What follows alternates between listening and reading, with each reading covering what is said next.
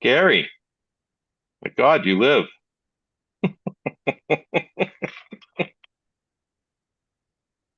Are you trying to tell me something?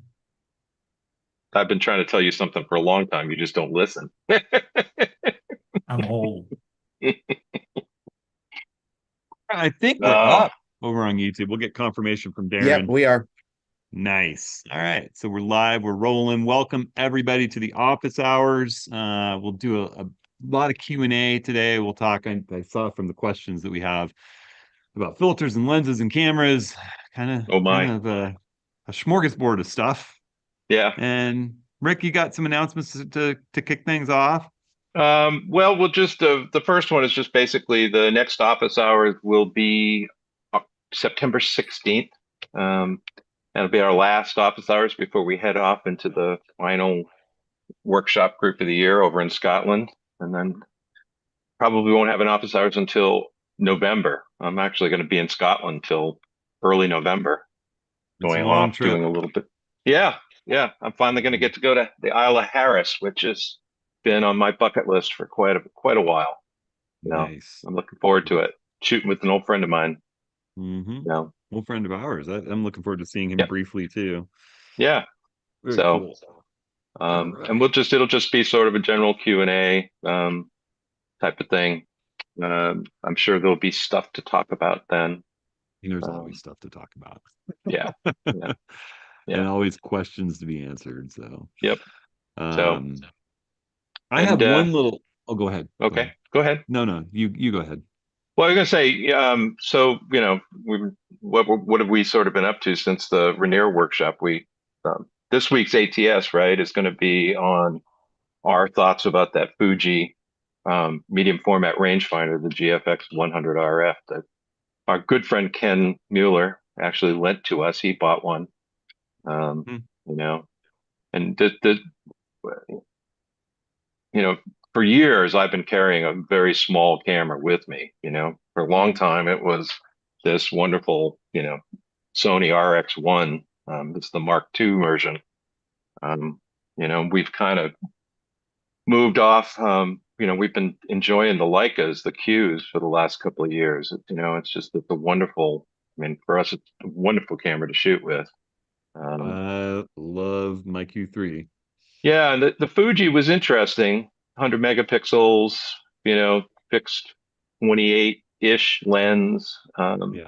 You know, but in the end, I think the lens and the fact that there was no image stabilization really sort of, I wouldn't say soured it, but didn't make it good for the type of shooting that we like to do, especially around the edges of the day, Yeah. you know? I mean, we were able to make beautiful images with it. It's a great lens. It's an amazing sensor, but the Yeah, fact that it's an f4 lens, yeah, it's a 40 millimeter f4, which gives you the equivalent of a 28 millimeter because the sensor's bigger. The frame filling ability, field of view. But and at f4, you can't quite blow out those portrait backgrounds like you can with the 28 yeah, 1.7, and you can't handhold it in low light conditions the same way. yeah, And you can't, there's a number of things with it, alongside the fact that, I'm very spoiled by that just really intuitive, simple, well-designed interface of the Leicas. I wouldn't exactly call Nikon's interface intuitive, and super well designed, but I'm very used to it.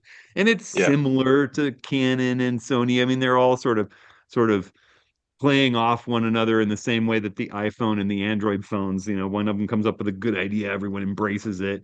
Fuji goes its own way, and yeah, there's nothing necessarily wrong with that. If you're a Fuji shooter, it all makes perfect sense to you. But if you're coming from one of those other big brands or from having shot with all those other big brands for a long time, the Fuji system just it does seem convoluted to me. We got around it. I figured out how to shoot and create good images with that camera, but it was a constant, like, oh, that's right, I yeah, need to do this different thing this different way, or the menus get into so many sub menus of sub menus of sub menus to get where I want that it felt like the camera yeah. was in my way a lot. Yeah. And that would change with time if it became my camera, but there were some limitations. So you'll Yeah. see in the video this week. Yeah. Um, Yeah. No need to spend too much time on it. But Rob asked about the Fuji's price. The Fuji's a little bit over $5,000, and the Paper. Q3s are, well over six at this point with tariffs and everything else here in the States. It's You know, funny. I'm sure there are people that are like, well, it's 100 megapixels compared to 60 megapixels. But the reality is that, I mean, we have so many great megapixel, 24, a wonderful 24 megapixel shot. You can print very large. You yeah. can Yeah. upres, I mean, and you can create panoramas. If I take my Leica Q3 in the landscape or a static scene and shoot even handheld some overlapping frames, I'm easily at 150 megapixels with just 5 or 6 frames. It's not Yeah. it's and upresing the file. I mean, I just don't feel megapixel challenged at this point, Yeah. particularly with 46 or 60 megapixels. I don't even feel really challenged with 24. So Yeah. Yeah. I mean, I love the ZF, being out there with the ZF and the small lens. mhm. It's surprisingly portable. Yeah, Um, 100%. but I'll also say that for a long time I've really been accustomed to shooting with a small camera with a fixed lens, and just sort of being able to use that, carry it with me all the time. Mhm. Um, you know, so And it's, that's what the Leica is for me, taking yeah, the kids to school. It's a yeah, special day, looks beautiful out. Just throw the Leica on my side. yeah. So What, and you've got the new little Sony RX yeah, one the Mark. RX1 Mark III, which is Yeah. tiny. I mean, Yep. if you put it up against the Q2, it's definitely a smaller camera. Yep. Um, and this, the Mark One and Mark Two versions are really among my favorite cameras ever, Mhm. because they were full frame, had this amazing 35 millimeter f2 lens on it. Still And, do. you Yeah. know, I mean, that was my camera in Cuba, right? Shooting in the streets with that. Hmm. Um, You were. and so that was a 10-year-old camera. And we've been sort of hounding Sony for years, where's the replacement to that? And they came out with it. And Yep. it's interesting, it's got the same lens on it, which is an amazing lens. I wouldn't change it. And this is essentially a A7R5 and a tiny compact body with an amazing lens. Um, but it's also been interesting in just the short time I've been playing with it, that what made it so attractive back in the day, and the first two iterations were $3,200, which is not an inconsequential amount of money to spend on a camera. Yep. But the new one is over 5,000. And what Sony did was they wanted to make the exact same body size of the original versions of this, and with the 61 megapixel sensor. And I'm finding that I think that sort of drive to be the smallest camera out there might not have Hamstrings you. been the smartest thing for them to do, especially at $5,000, Yep. So, I, but I would we'll agree. see. I shot with it before, Rick, and we'll do a review on that camera. Yeah, I like it. It's a lovely little camera. Yeah, it is a Um, lovely and, camera. and it takes spectacular images. It's an A7R5 with a really nice Yeah, fixed 35 millimeter f2 lens, but it does have its issues, and I would not trade my Q3 for it in a heartbeat. So, yeah, but again, the Q3 is a very, very, very elite priced item. It's wonderful. There's not much wrong with it, but it's yeah. it's expensive. So, Well, I was just I going got, to make a note. I did a video last week that stirred a whole bunch of questions and emails, and I saw questions submitted to us about filters for this that we'll have some discussions about. And I will just say that we got mega kits and the plus filters in. And I was actually informed by Case that all of the filters in the kits are anti-reflective coated. I don't think it makes the biggest difference if you have a set of Revolution filters that are not the new plus filters that have the anti-reflective. I don't see flare and ghosting using those filters. I shoot sun stars through the filters. I don't have a major problem with them. I didn't see a massive difference in image quality with the new plus versions of the filters, but they are doing all of the filters, the NDs, the polarizers, the UVs, the night filters, and this anti-reflective coating that takes it down to like a 0.01% reflectivity. And it's pretty groundbreaking and better than the other brands out there. So it's cool. And I'll be replacing all of the Revolution filters in the store over the next week or so with those new Plus versions. So the kits are all replaced at this point, the Mega kits and the Plus Master kits. So if anybody's interested, you can ask me more questions about that. But it's not just the circular polarizer, it's all the filters. So Um, so we had Nikon announce an updated 2470 last week. Is that true? which has me scratching my head a little bit. Yeah, It's interesting. It seems like that's not the lens they need the most. I could see them selling a whole ton of, 70 to 200 or 300 f4 lenses if they came out with something like that. yeah. Um, but it's interesting. I think it's that the engineering team that was assigned to work on the next generation of those lenses really made some breakthroughs, and they were excited about it and they're proud of it, and they wanted to be first to market with an internal zooming 2.8 24 to 70 that's ultra lightweight and has supposedly even better image quality. I think it's interesting they clearly have decided against the little digital screen, which I never found all that useful on their top tier S lenses. I actually think Viltrox does their little screens better than Nikon. It's easier to read the depth of field scale, which I don't think is all that accurate on the little digital readout anyway.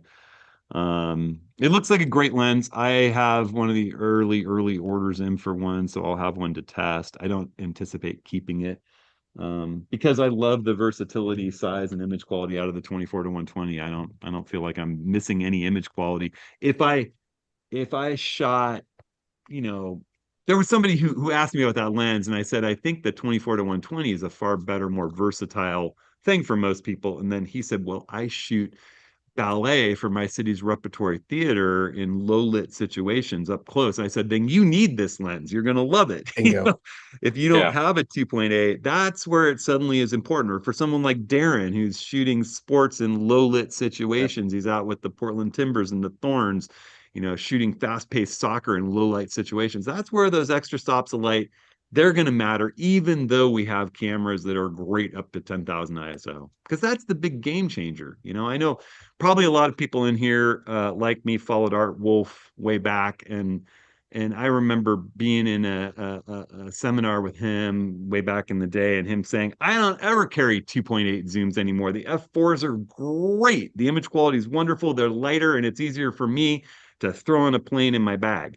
And that's kind of where I'm at with it, particularly since we've got, the 24 to 120 and the 100 to 400, and the image quality is so good out of those lenses. And my Z9 is great up above 10,000 ISO with a little denoise applied in Lightroom Classic or DxO Pure Raw or whatever you want to use. But again, for those people who are shooting fast-paced things that they want to freeze in low-lit situations, it's hard to beat those That 2.8 zooms. that lens is significantly lighter though than the previous version, right? It is, yeah, Yeah. it I is. mean, there's that. Hmm. And Jim says it's got 77 millimeter filter threads, right? So Well, we don't know if it's going to fit or not, Jim. I mean, the 24 to or the 70 to 200 also has 77 millimeter filters, but the bayonet for the HB97 fits it. So it's going to be get the lens and test it. I honestly think that it's completely haphazard whether or not the lens fittings for these lenses. This is my case version of the 112 hood. Whether they easily snap click onto the front of a lens or not is just completely whether or not Nikon decided to use that particular bayonet mount in that lens. They only have a limited number that they use, and some of them fit and some of them don't. It's funny because they don't even seem to track that these hoods fit anything but the 14 to 24, when in reality they fit all the current 2.8 Z zooms, the 35 1.2, the 50 1.2, and the Plena, as well as the 14 to 30. So who knows? We'll find out. It's really handy when it's cross compatible though, because it's wonderful to use that hood. Which leads us to it. There was a question about that hood, right? Someone asked if you needed to get the Nisi hood if you're going to use 112 filters to avoid the light leak scenario that gets talked Yeah, about a yeah. lot on forums and stuff. I will just say to this crowd that I have tried to emulate the light leak situation from the stock HB97 hood, and I couldn't. I tried to like the Nisi hood when the 14 to 24 first came out. They sent me one, and it's heavy, it's clunky, and it's designed really for the 14 to 24 with really tight tolerances more than the stock hood, the HB97. So it didn't fit very well on the other lenses that it's compatible with. It just felt really clunky to me. And everybody was complaining about those little vents potentially causing light leaks, which I had a hard time with intense light in the studio pointed right into them causing any effects. But I worked with, Case was asking, what does the market need? And I worked with them on designing this really nice replacement hood that has a little magnetic turntable for the Case magnetic filters. If you're using Case magnetic filters, this is the perfect hood because you put your polarizer on there, you can just spin it. It has this nice metal press fit back cap. It's about half the weight of the Nisi. It still accepts the really nice Nikon cap. And then it's got a nice push button release mechanism for snapping into place over all the lenses that fit it like this plana. It's great. So if you don't like the stock HB97, which I used for 3 or 4 years without ever having an issue with it, I would suggest the Case hood every day over the Nisi one. Plus, it's not the one thing that's nice about the Case hood too is that back cap and the push button release is really nice. So you push that button, and then the back cap lets me carry the hood in my bag with, a UV or a circular polarizer already on it, ready to go. You just throw it in the bag. So that's question one. We got one out. All right. Well, actually, we're on filters and lenses. Fred says, do you suggest leaving the case UV on the lens when using anti-filters? And does the case polarizing filter remove unwanted glare from water surfaces when shooting long exposures? Absolutely. I mean, any good polarizer will, and I think Case is one of the nicest polarizers that I've used. Um, so it's a no and a yes. So no, you should not leave your UV filter in place when you're applying a specialty filter. If you have threaded UV filters that fit your lens, I would suggest the first thing you do when you're going to go use a circular polarizer, a magnetic circular polarizer, or any other filter, is pull that UV filter off. I think of a UV filter as a um, secondary lens cap. Like here, I've got my Q3. It has a UV filter in place. I have my little Case uh, Revolution magnetic filter on its inlaid ring. If I go to put a polarizer on this, I thread my little hood off.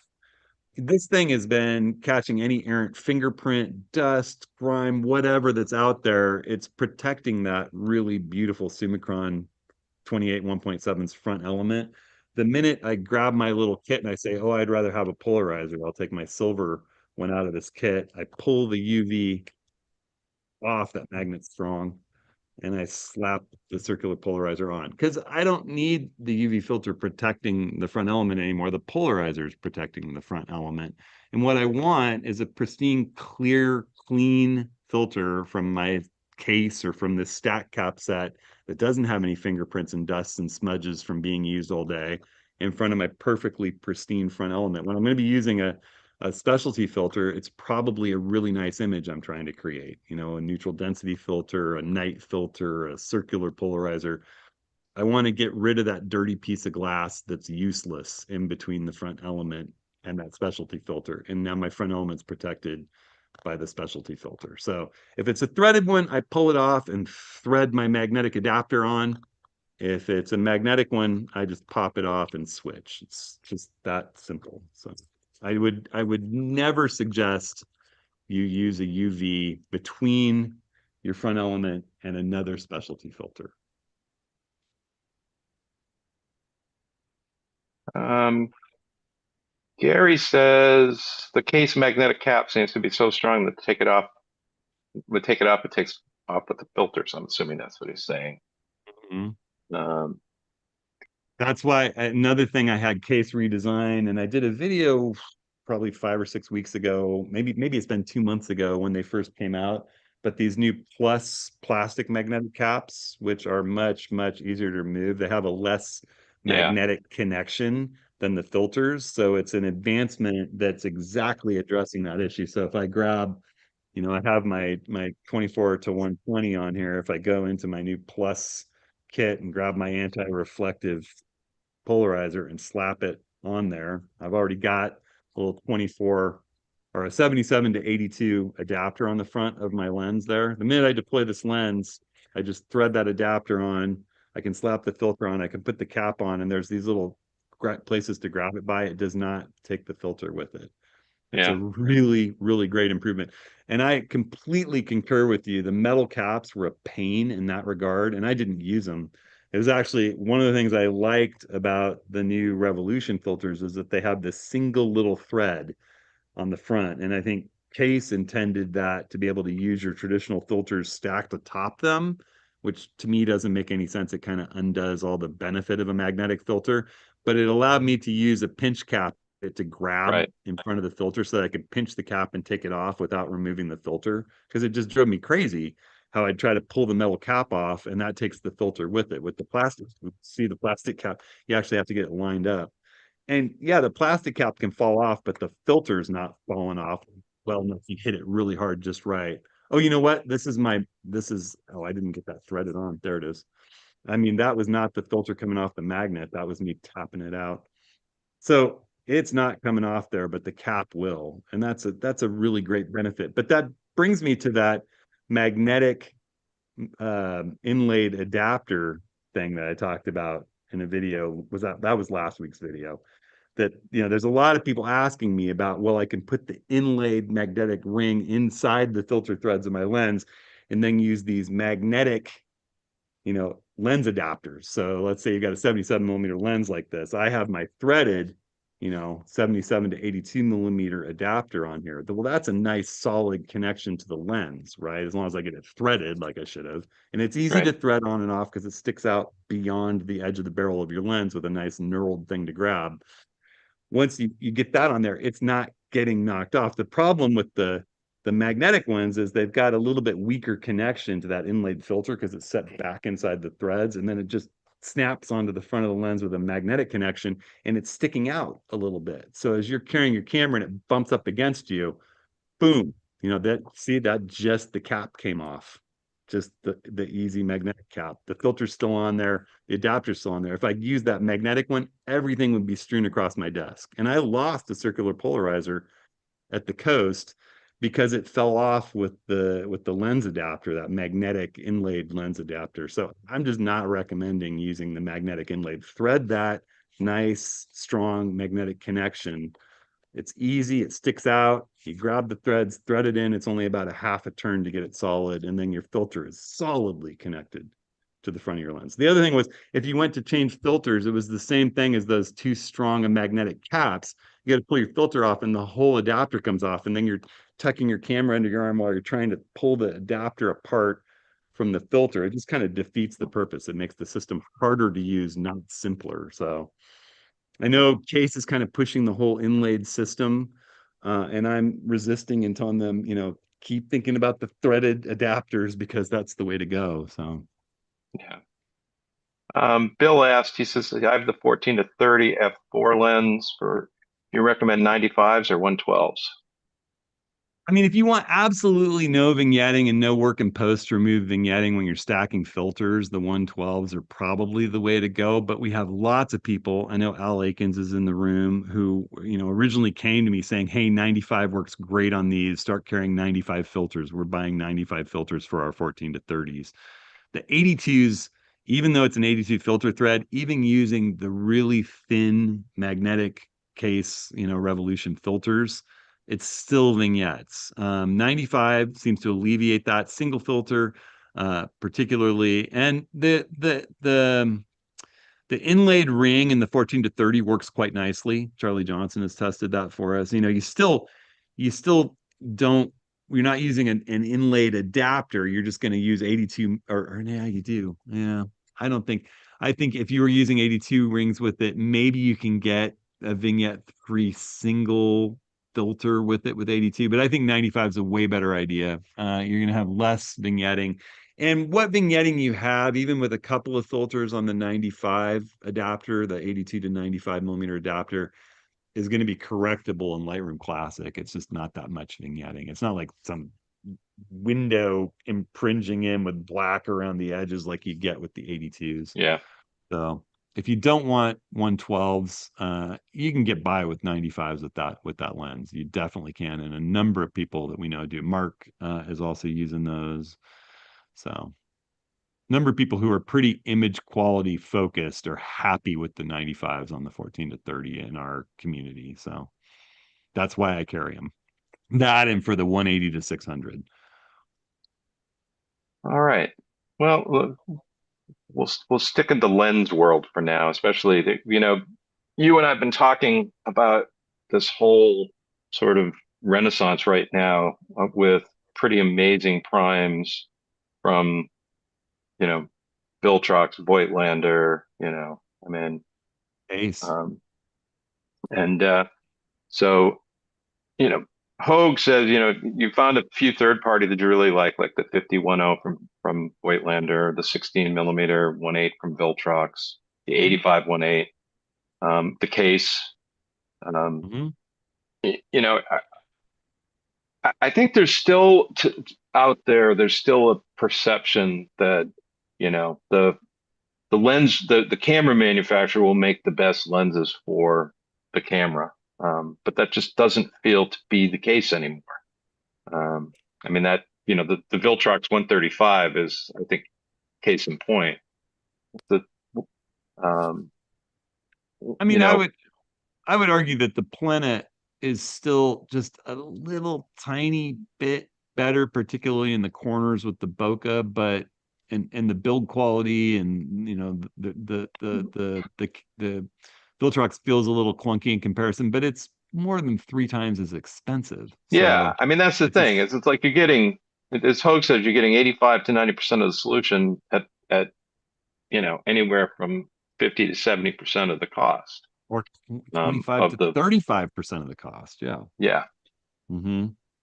And in the Um, case of the Voigtlander, there's nothing else. I mean, the only thing to compare it to is the 58.95 Noct, which comes in its own.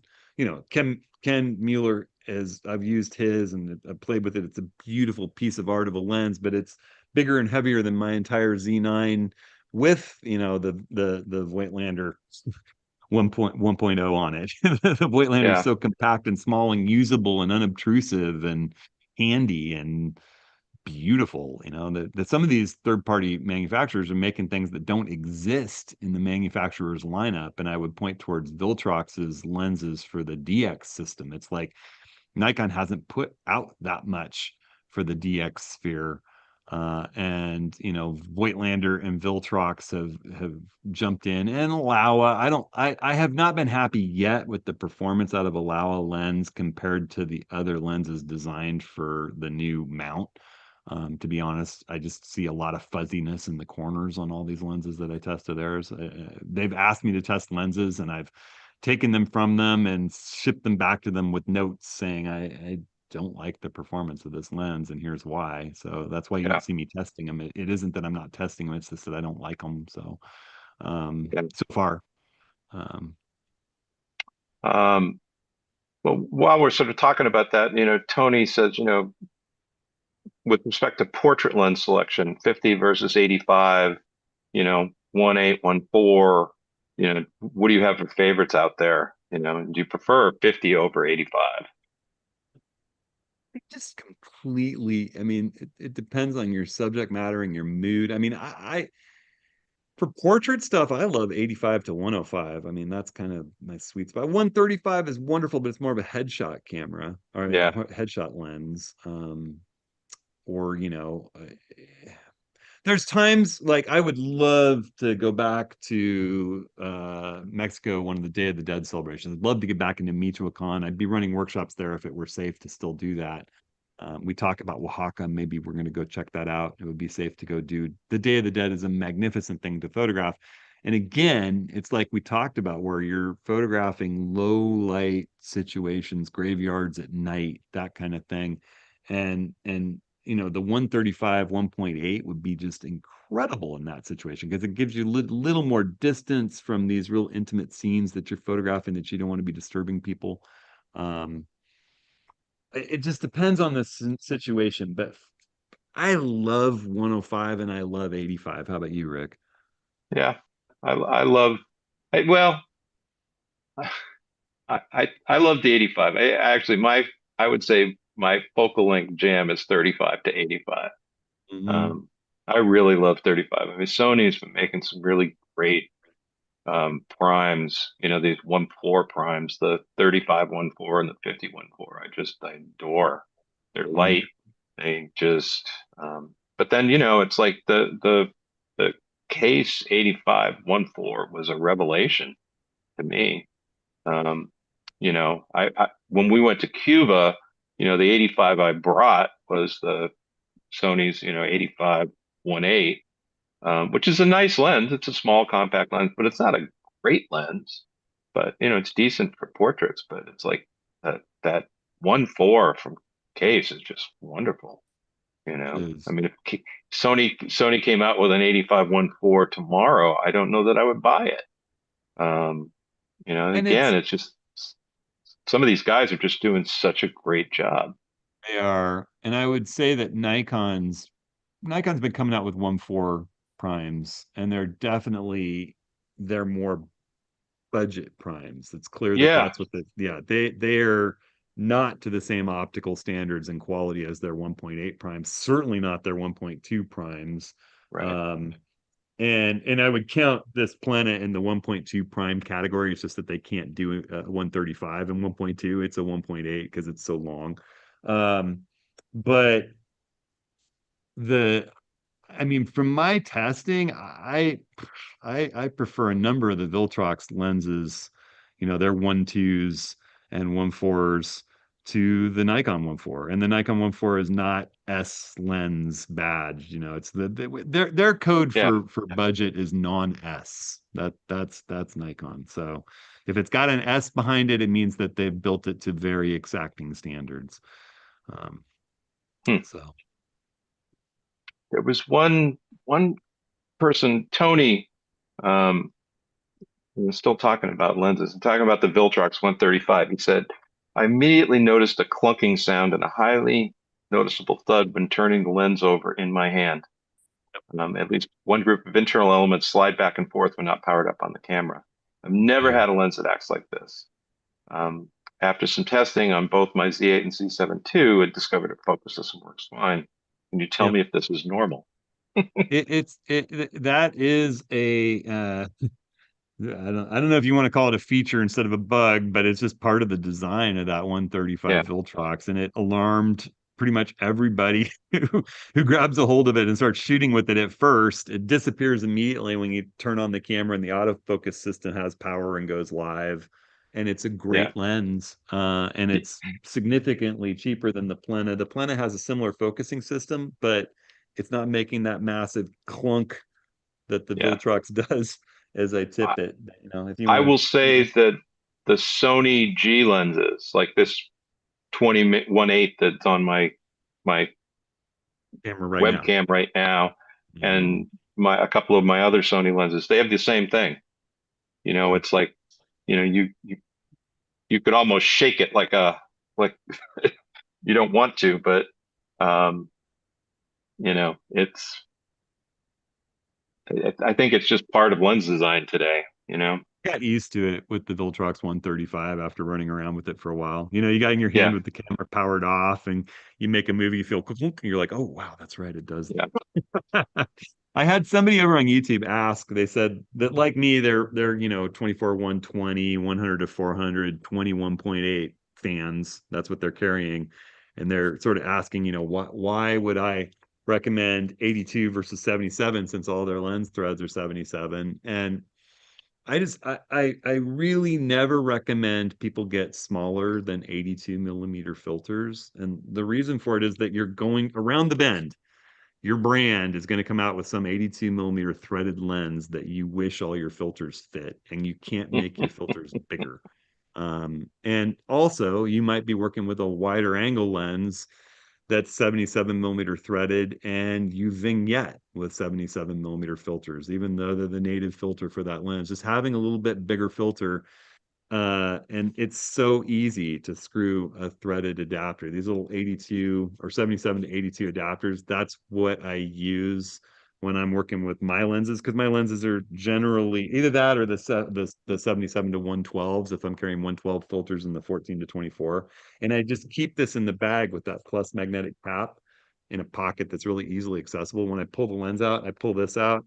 I take its cap off. I just leave its native Nikon cap on. I just thread it on as I pull it out, and it's ready to accept filters. It's simple. And I get a lot of people asking that follow-up question, well, what about using the hood? And I would just argue that these days, whoop, there goes a filter. I dropped it. These days, the lenses are so well designed, and they're so the coatings and just the computer aided design of these lenses, they shoot so well into backlight. The hoods aren't really about reducing flare and ghosting as much as reducing damage to your front element. They're and keeping rain off the lens, and that's what your filter is going to do once you've threaded that adapter on anyway. So, we shoot Sunstars with our lenses all the time these days, directly into backlight. So, Yeah. I mean, um, there are lenses that are more prone to ghosting and flare. So, but there you are. learn, I mean, that's one of the things that you want to do is you want to understand what are the characteristics of your lens and how best to take advantage of it. Um, 100%. um, But yes, I recommend no smaller than 82 for your main filter kit, unless you're yeah, carrying around a specialty little camera with tiny filters, and these aren't all that expensive to get a 49 millimeter kit for your yeah, 49 millimeter camera and just run yeah. with its There inlet was a adapter. there was a question about a couple of the ATSs. I've had my ZF with a Sony lens on it, and what am I using? I'm using a Viltrox uh, Sony to Z adapter, and it's worked really well for me for all of my Sony lenses. And I've mostly got G or G Master lenses. Mhm. Um, it did not work with the case at all. I couldn't even manually focus with the case. And we had someone in the Rainier workshop who shot both Sony and Nikon and wanted her Sony lenses on her Z8, and she bought that adapter, and then she had nothing but problems with it. So it's not something I'm recommending right now for sure. Um, Right. when it works, been shooting with my 50-1.4 and my 35-1.4 on it. It's great. The autofocus is snappy. But So a more it's hard for modern me to, Sony lens. yeah. Yeah. So, Yeah. um, We got a question about tripods. What's the largest, heaviest lens with a Z8 that can be used with the ultralight pan and tilt tripod kit? I think in the last video I did on tripods, I showed that it'll hold and easily lock down the 400 2.8 TC with the Z9 on it. I mean, it wouldn't be my tripod of choice for that. But if you put weight in the stone bag, you can get balanced over that thing gimbal like and use it, gimbal style with that big a lens and camera body on it. And if you go and set the tilt lock and set the pan lock and the tripod's weighted with some stones in the stone bag, it'll rock solid lock and not tip or move or have any of those frustrating tendencies that we get with other tripods and ball heads. I mean, it's pretty amazing that Acrotech can build that panorama head at 1 pound with a weight rating of it's either 25 or 50. I think it's 25. But I mean, 25 pounds is a lot of camera gear. yeah, And the legs that I'm using, I mean, except for the featherweight, which really wouldn't be built for that heavy a load. And that is really the tripod that you carry when you don't think you need a tripod or you can't carry anything heavier. But the ultralight and the tall tripod can withstand the load even with all of the legs extended. So you're not gonna have a problem with your Z8 with even the biggest lenses. All right. We had a few questions about denoising.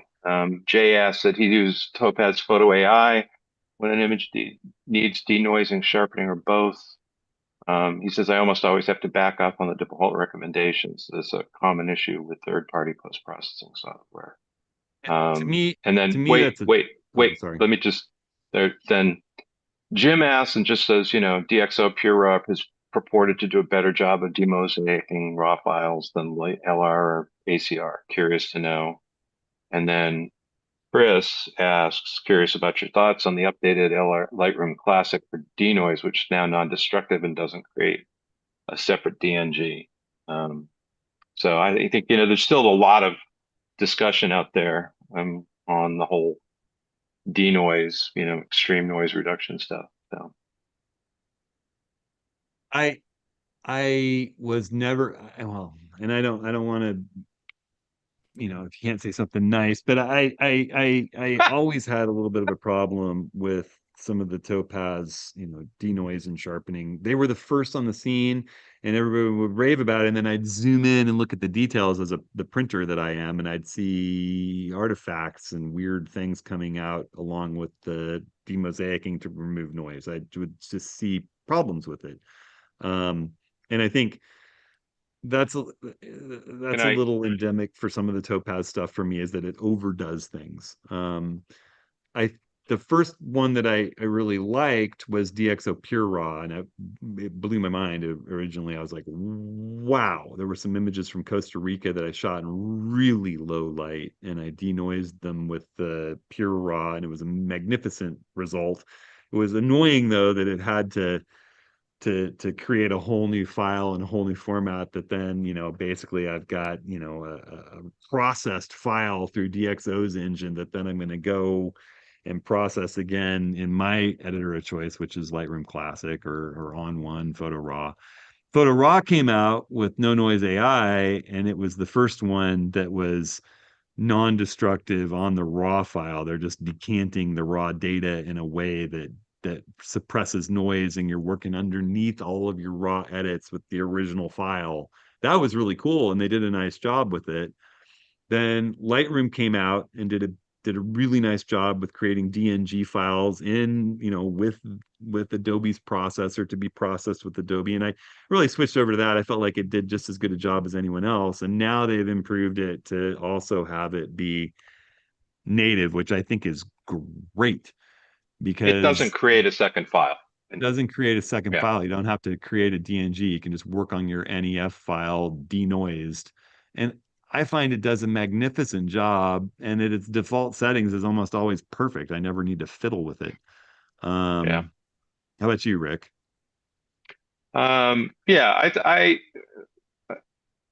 Yeah, our journey's the same. I mean, DxO Pure Raw when it came out was really the gold standard for noise reduction. Hmm. Um, the one eh, regarding Topaz, the first thing I'll say is that when they first came out with their thing, you had to sort of export, you had to do the denoising Yes. and sharpening last. You had to Yeah, create a PSD. right. Um, No, I thought it was a TIFF and originally. they've I will say I've talked with enough people who use Topaz that it works for them, and there's nothing wrong with that. Mhm. I think you always have to pay attention to whatever, whether it's On One, whether it's Adobe, whether it's DxO or whomever, Topaz. You've got to understand what the defaults are really doing and sort of look at your work. Um, you know, I think as soon as Lightroom came out with their version, it was like, okay, they're creating a separate version, just like DxO was. But DxO wanted to process the raw file in their raw engine, and then you bring it into Lightroom, and you're sort of reprocessing it in a certain way. And it just didn't. I mean, I got good results with it, but it just drove me a little crazy. And having it all in Lightroom works. And I feel the same way about on one. If you're an on one user, if on one is important to you, then that's wonderful. No noise is great, and their sharpening product is great. And the fact that it's integrated into their workflow, their developed workflow, that's kind of feels like the way it should be. Yeah. Um, you know, and I know that DxO has also made some strides in their general editing software. Yeah. And if that's what's comfortable to you, then that's what you should use. It's you can get. I mean, you got to remember. First thing you got to do is you need to take you know good photographs that can be manipulated properly. You know, Amen. um, no photo that you shoot at 6400 ISO where you underexposed it so much that there's no shadow detail. Nothing's going to make that better, no matter what any manufacturer tells you. Yeah. It's tough. Um, It's tough to shine a turd. yeah. So, I think, whatever works for you for your workflow is what works for you. I'm not going to sit here and say that you shouldn't be using that. You shouldn't be doing that. I mean, it's, you I, know, I will say that it's very equivalent to how great the camera industry is right now. I mean, if you're a Canon shooter, there are wonderful products out there for you. If you're a Sony shooter, they're making the best cameras ever. Nikon shooters making the best camera ever. Fuji shooters, best stuff you've ever seen. It's so much better than it was 5 years ago. All the brands are making wonderful lenses and cameras. The software is the same. If you're a DxO user, it's getting better and better and better. If you're an On1 user, it's really improved a ton. Lightroom's gone crazy with masking and AI generation removal and all these cool things being incorporated right into Lightroom Classic for the raw processing with simple, easy to use interface.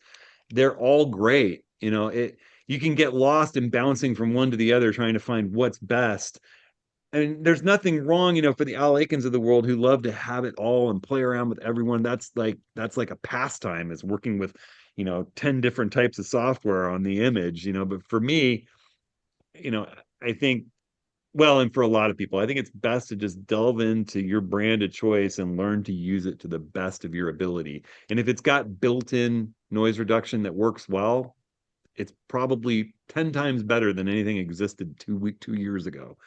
And yeah. it's only on a trajectory to get better. And it proves why it's so important to shoot raw and keep your original raw files, because the software is improving so rapidly. You can go back and re-edit something you edited 2 or 3 years ago and get a way better result just because the tools are getting stronger. So, Um, do. A couple of quick ones. Paul Bosker asked about if he saw a new iCup on your ZF, and if so, what did you get and why? well, honestly, I need to reach out to Zemlin and get a new Zemlin iCup for it. The iCups for the Z8, the Z9, and the ZF drive me crazy that come stock on these cameras. They're terrible. Just putting them in and out of the bag tends to rip them out of their little mouths, and then they eventually start breaking down. And they're not very sealed when you look up to them anyway. They remind me of some of the old DSLR iCups that I just hated, which tended to be on the very best of the DSLRs and once again on the very best of the Z cameras. So I just grabbed this little thing off Amazon. It's just a cup and it sticks straight out and doesn't really block the screen. I should probably throw a link up to it on the product, or on the page on ATS links about this. But I really do. My favorite iCups for these mounts, the Z8, the Z9, and the ZF, are these Zemlin iCups. They're just fantastic. They're so lightweight and small, and they're this really pliable material, and they fold around when you're putting them in the case. I mean, I've had this one on my Z9 going in and out of my bag for 2.5, 3 years now. And you would think, given how light and soft and nice feeling this material is, it would tear or shred, but it just seems absolutely indestructible. So I'm a big fan of Zemlin's iCups. If you're buying an accessory iCup for your Z8, your Z9, your ZF, Carl Zemlin makes the best ones. And I have no affiliate. He doesn't. He's so small. He doesn't do affiliates and all that kind of thing. But he's great, and I just recommend business to him. So run over to Zemlin. He also makes the best hoods for the big primes. They're just amazing, and caps that are way better than those little cloth covers with the drawstring. He's got that stuff dialed in with his CNC world there. So he's a cool guy, making cool stuff for all the brands. Okay. Chris says, I'm going to Yellowstone in January. Can you give me a few hints on care of your gear and yourself in low temperatures? I like having a pair of down over mitts with light to mid weight. I have links to these gloves actually on my website. If you go looking through the links, you'll find some cold weather gloves and gear. But I like these outdoor research over mitts that are down with lighter gloves inside that have touch tech, so you can use your touch screen. You can pull your hand easily out of that down mitten just to make some manipulations and run the camera, and then put it back in there to get warm again. The big thing is not subjecting your camera to extreme temperature swings. If you're going to go in some warm little hut to get lunch or something, if you can leave your camera bag in the cold vehicle or on the covered porch stoop in the snowstorm outside, taking it in to the lodge with the big stove and the nice warm humid temperature in there is just going to cause a massive condensation that's going to take forever to clear. And then surely you're going to step back out and there's going to be like a wolf in the woods, and you pull your lens out and it's just a fog. The inside of the camera, the lens, the eye cut, the viewfinder, everything's just going to be fogged, and you're not going to be able to use it for like an hour, and you're just going to be cursing. So avoid those extreme temperature swings. Um, and keep your batteries in close to your body, in pockets close to your body. Down is wonderful. Down and lightweight shells in cold temperatures, but there's nothing like down. All right. And near and dear to my heart, Dave Mingus says, why does an image print darker than it looks on screen after processing? Specifically Oh, that foreground on night shots. How do you like compensate for that without making it look unrealistic? yeah, that's one that we deal with a lot in the printing workshops and in the lead up to the printing workshops. And we've done videos discussing it, but Rick, I'm sure you can say the main Turn your reason. screen down. If you can't calibrate your screen and keep it at about 80 candela, turn your screen down well under half when you're doing your editing. The number one thing for dark prints is you edit with your screen brightness turned all the way up. Mm. And the other Our, thing that I'll say, and this is something we also talk about in the print workshops, is you really have to be careful with your editing. Especially with the masking, where we can sort of mask foreground and background, subject from background, all of those types of things. It's really easy to over edit one of those masks such that it doesn't look right when you print it. The way too light foreground in a blue hour, mm. um, and halos in between mask edges, where you get these weird little changes in tonality.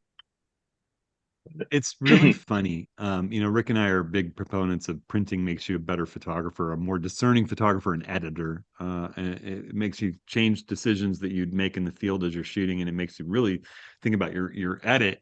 And we see people in workshops, image reviews on screen where you're like, ooh, maybe this looks a little over edited. And people shake their head at us. Well, I like it that way.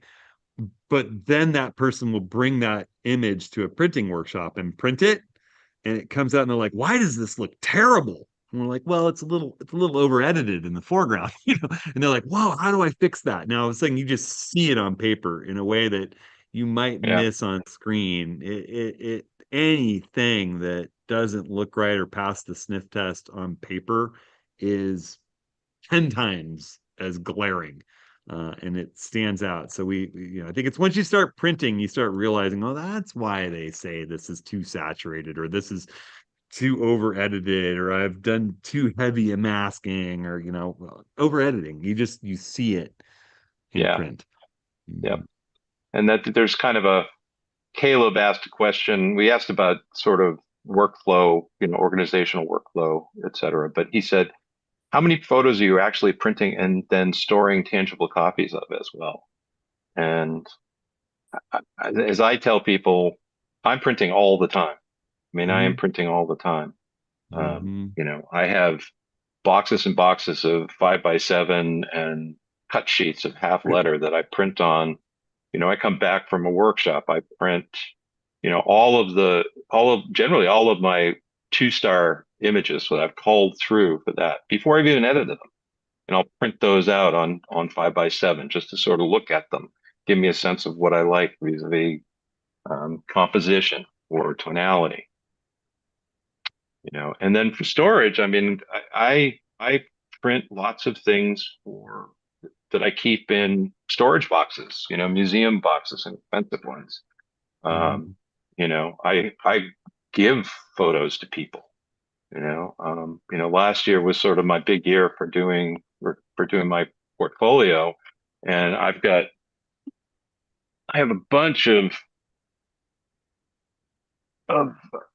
these sort of portfolio books that have they've got acid-free sheets. I printed them all. I've got a big one that has 16x20 prints of all of my portfolio stuff. Yeah. Um, I mean, as we said, printing, printing, I feel has made me a better photographer, bar none, and maybe a better editor. Um, you know, so it's, one of the things that people complain about when they think about buying a printer is they hear that, oh, well, they clog, they do this, they do that. It's like, yeah, any printer, if you don't print on it, will clog and you'll Yeah. have to clean it. But I'm in the habit of making sure that I print anything, just keep printing, For you the know? uninitiated too, the cleaning it involves going into the maintenance menu and saying clean print heads and then Yeah, printing a test yeah, sheet and looking at it. It's not like you're getting in there with a scrub brush yeah. and I mean, we're gloves. so conditioned now to looking at photographs on screen, and I'm not going to say there's something wrong with that. It's fun. It's great to go somewhere and say, "Oh yeah, here, we can look at some photos I took here, there, or anywhere." But I can't live without prints on my walls, and boxes of prints. You know, um, this is where the whole snapshot thing is just a wonderful tool. People, get they get all snooty about, it's like, what's snapshots? I don't shoot snapshots. And it's like, I take tons of snapshots, and I can edit those snapshots beautifully, you know, um, Mhm. you know, you shoot, It was shoot, my shoot, print, print, print. it was my kid's first day of school this morning, and they were last night. Can I get a print of this, Dad? Can I get a print of that? Can I get a print of this? Can I get a print of our new kitten to show my friends? And so we're like running through photos last night before bed, throwing some out on the little EcoTank 8500 that's in our bedroom, just sending them from the phone over to the printer and taking snapshots into school, doing quick edits, and Snapseed. And it was just like that. They love it. It's so fun. Yeah. So of Yep. course they don't have phones. So Yeah. Well, yeah, that's good. yeah. That's good. But they expect prints. So Um, Say, Al, I'm going to send you an email on your question about the Mac Mini. I think the Mac Mini is a great computer, but um, I, I'll, I'll send a reply on that. yeah, Um, more RAM, I think, less yeah. hard drive, but Um, let's see, one quick one. Um, Someone asked about the pros and cons of pixel shift shooting. oh man. I, I I don't see, I honestly rarely see an instance where pixel shift shooting is going to make a difference but I don't know. so the Nikon integration of pixel shift is very nuanced. I'll try to say this as quick as I can. They have the 4, the 8, the 16, the 32 frames. And it at its base level, all of them do a little bit of noise reduction and sort of the way that stacking at night does. And if you have an extremely static subject with no wind moving and you are locked solid on a rock solid tripod, like one of the bigger two tripods that we sell, it potentially could get you a cleaner base image. But I will tell you that in my testing, and I've tried a lot of testing, super resolution in Lightroom Classic or ON1's Resize AI or Topaz Gigapixel is going to do just as good a job, if not better, of upraising a single well captured, sharp, beautiful frame. And the problem with the pixel shift shooting is it's got to sit on the tripod for a long time, fire, fire, fire, fire, fire, fire, fire. If there's any movement, including wind blowing a leaf around in between the frames or water flowing through the scene or clouds moving, it isn't as sharp an image as if you took one really well exposed, well, nicely focused, sharp, beautiful image and just run it through upres software. And both of them give exactly the same output. You go from 24 megapixels to 96. Um, so it, to me, if you're in some situation with a still life that's dark and you're having to use high ISO, sure, shoot it pixel shift. You can also use each individual one of those images to run through an upres software and see which one you like better. It's worth experimenting with, but I just haven't found the pro really, aside from Yeah. maybe the 4-shot noise reduction stacking version of it, where it's not giving you any more resolution. It's just working on noise reduction. But by the time you go to 32 frames to get the noise reduction and the increased resolution and color fidelity, it's really, and there's so many things that can go wrong in the real world circumstance that just Yeah. cause that composite image to be less quality than a single well captured frame. It, the one use of pixel shift that I saw, I remember where I read the article, but it was a museum Mhm. that was using pixel shift to shoot tapestries, old tapestries. Um, and they felt that they got, that with the increased resolution, they got better detail than they did with just a single shot. Mm. And that's kind of a best case scenario for it, I would argue. Oh, total still life, Yeah. controlled Yeah. lighting, no wind, nothing moving at Yeah. all. And the other thing that pixel shift, so it's not just so I think the way it works is that at 4 shots, it just does noise reduction, or it could have this backwards. At 8 shots, it does noise reduction and it samples every photoreceptor with red, green, and blue. So it's not just taking red or green or blue with each photoreceptor and then figuring out what the color should be. So it's better color fidelity. Hmm. And then when you get to 16, it's making super resolution and then, but only doing super resolution. And then you go up from there and you start combining all those things. At 32, you get all of those benefits, supposedly. Um, so, I mean, for that tapestry thing, I could see how, the 8-shot thing where or even the 16, where, yeah, I could see how it's potentially getting better color, less noise, and higher resolution if in a perfectly controlled circumstance. But Yeah. my shooting in the real world landscape scenarios, it's been disappointing. And I think, when you think about it, Sony's had it a long time. Hasn't Canon had it a while too, I think? I Yeah. know Sony's had it a long time, Yeah. and there was some bragging about it for the first and noise about it for the first, several months after the first A7 version came out, like our version came out with pixel shift shooting, and I was like, oh, why doesn't Nikon have that? And then you just suddenly nobody from Sony ever talks about it anymore. I think that's probably what we're going to see from Nikon eventually too. It's just that Hmm. the more you use it, the more you realize, oh, this is kind of a pain. Yeah. So. All right. Well, there we go. We've wasted another hour of everyone's valuable time talking about photography. Yeah. We'll do it again. with more Yep. enthusiasm potentially at the end there. But it's really, really great to see everybody and great Yep. questions from everyone. I'm really excited. We have the Brookings workshop coming up here in just a couple of Yep. weeks, and I'm stoked for that. Be seeing some of you there. And Scotland. Scotland. Scotland's a biggie. It's going to be a Yep. blast. Be there about a month. So, all right, Yep. everybody. Thanks Okay, so well, take much. care. We'll see you Take care. soon. All right.